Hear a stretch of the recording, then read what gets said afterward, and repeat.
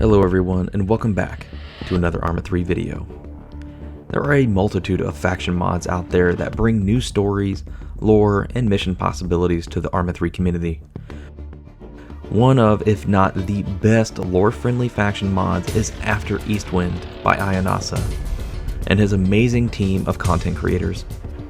Now, if you've seen my top 15 mod list videos, then you've seen me cover this amazing mod before, but never in detail.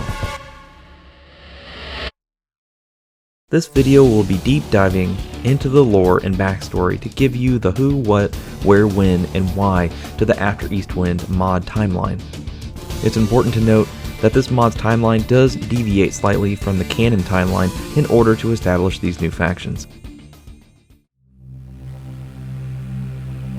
The story begins, of course, after the Eastwind incident, where NATO squared off against CSAT and AAF forces.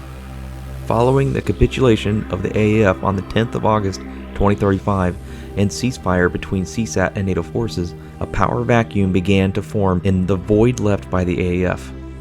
Slowly, CSAT forces decommission and begin redeployment off of Altus, and the FIA agrees to dismiss its members and disband its structured units. Democratic rule is established over the islands of Altus and Stratus, with Nikos being elected president of the provisional government. As an added measure of security, the United Nations decides to deploy the United Nations Truce Observation Force in Altus and Stratus, also known as UNTOFIAS.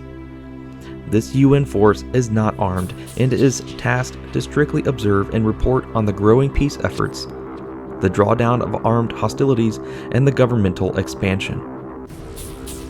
As the new provisional government is seated, much needed amendments are made to Altus and Stratus' constitution and is officially renamed the Second Altian Republic, or more simply put, the New Republic.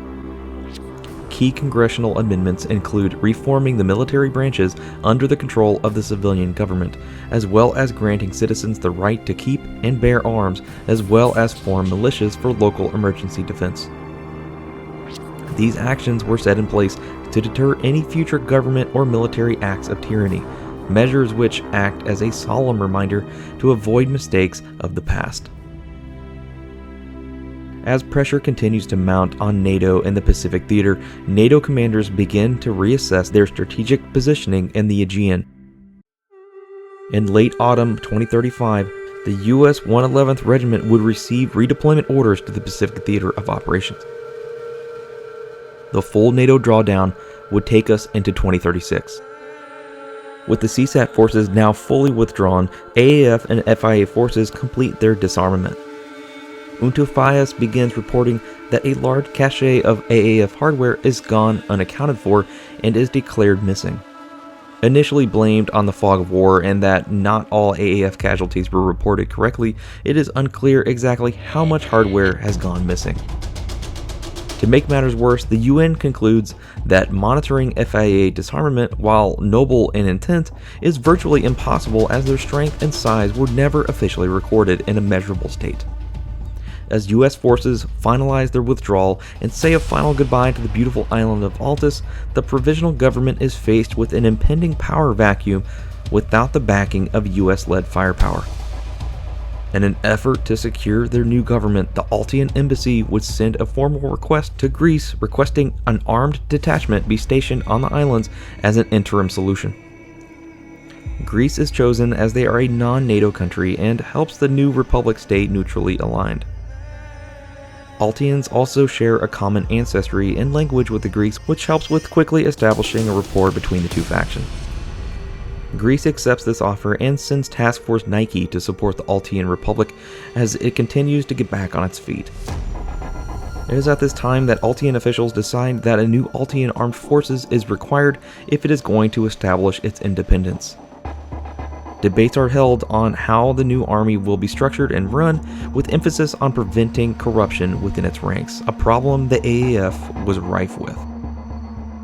As the United States departs the Republic of Altus and Stratus for good, Greece deploys Task Force Nike, a supporting force consisting of an armed mechanized battalion.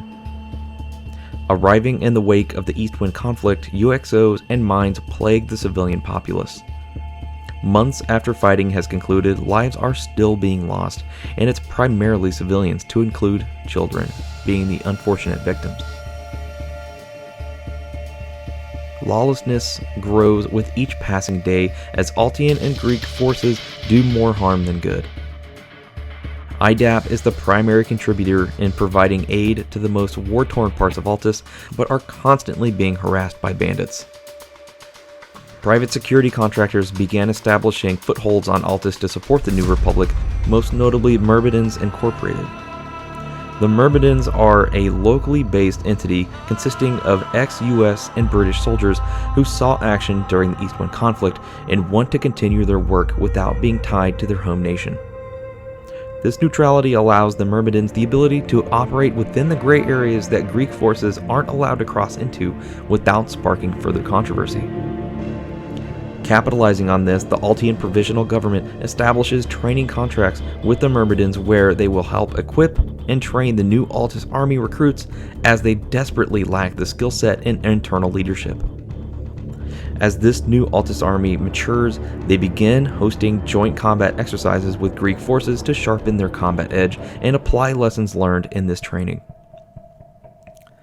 As a result, the new Altus army is able to train, operate, and execute missions on its own in record time thanks to its Greek and contractor allies.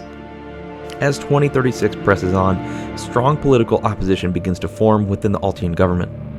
The focus of debate is Altus's future and where exactly they fit in the wider world after a war has ravaged their nation. President Nikos of the Freedom and Independence Party holds the largest supporting constituency on the island. While politically neutral, Nikos' Western economic alignment does not sit well with the likes of the pro-Eastern Aegon party.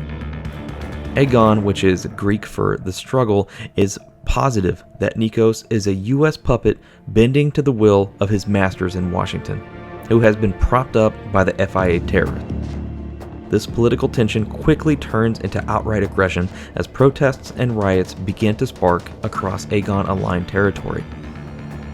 Fast forward to 2037, the new Altus army's overall manpower is reduced due to the government's overestimation of how many citizens would be willing to join the armed forces.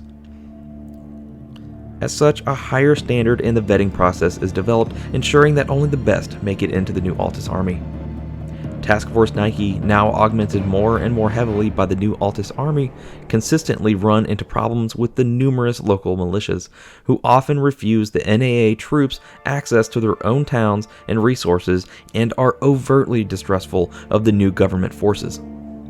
Realizing they have a severe problem, the NAA quickly commissions a new camouflage pattern called AllPat. This pattern is produced and quickly rushed into service in order to help disassociate themselves with the old AAF regime.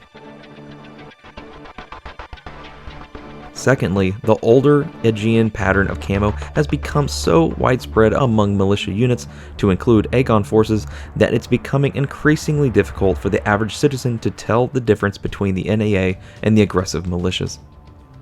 Many of these militias turn outright hostile and wear the Aegon insignia during skirmishes with government forces. Tensions grow as the government officially declares Aegon as a nuisance and political enemy, though Aegon officials denounce such claims. Summer 2037, the first democratic elections since Augcph coup are held. Wide-scale protests flare across Altus as political turmoil ravages the small island nation, which reached a boiling point when a terror attack successfully destroyed the Phosha power plant, wiping out all power to the greater Kavala region for weeks. Task Force Nike, recognizing the surge of hostilities may be too much for the relatively new NAA to handle, increase their security presence where they can in an attempt to restore stability. This only serves to fuel the fire, and intense skirmishes erupt between the peacekeeping forces and militias.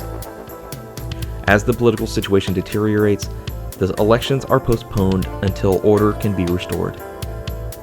The delay in elections is fabricated as proof that Nikos is just a NATO puppet acting on the will of the West. The year is now 2038, and more NAA troops complete their basic and advanced training and begin to supplement the Task Force Nike forces along the front lines, allowing the Greeks to begin posturing as more of a support role. As the situation on Altis continues to deteriorate, Untophias and Task Force Nike forces are continuously attacked by armed militia bands using guerrilla tactics. As the desired security levels on Altis are not met, Greek forces are mandated to extend their deployment tasking to further assist the NAA regain control. Due to the NAA being spread so thin, local towns and citizens are becoming increasingly reliant on the contractors and NGOs for even basic needs, which serves to drive the wedge even deeper between the government and the people. In late 2038, the pressure on Nikos' provisional government reaches a boiling point, and the elections are re-announced despite the escalation in hostilities, and will be held in 2039. As the elections draw near, attacks on Task Force Nike increase in their ferocity and become more coordinated. Local militias now openly engage each other in skirmishes across Altis, fighting for territory. Western governments and the new Altis Republic officially declare Aegon leaders and members as a terrorist organization. Aegon and its supporters, including many civilians under the Aegon territorial rule, condemn this decision and begin to boycott the upcoming election. Altis is on the brink of full-scale insurgency. What will you do to help end the madness? Well guys, I hope you enjoyed this mod lore video covering After Eastwind. This mod is honestly one of my favorites on the workshop. The lore and backstory are just too good and fit perfectly in the ArmAverse. The new Altis army finally feels like you're the good guys again, and the possibilities of working as a contractor during missions is a super interesting concept, one which they expanded on in one of the best non-combat missions you'll play anytime soon, which is Monday Mule. You should go check that mission out.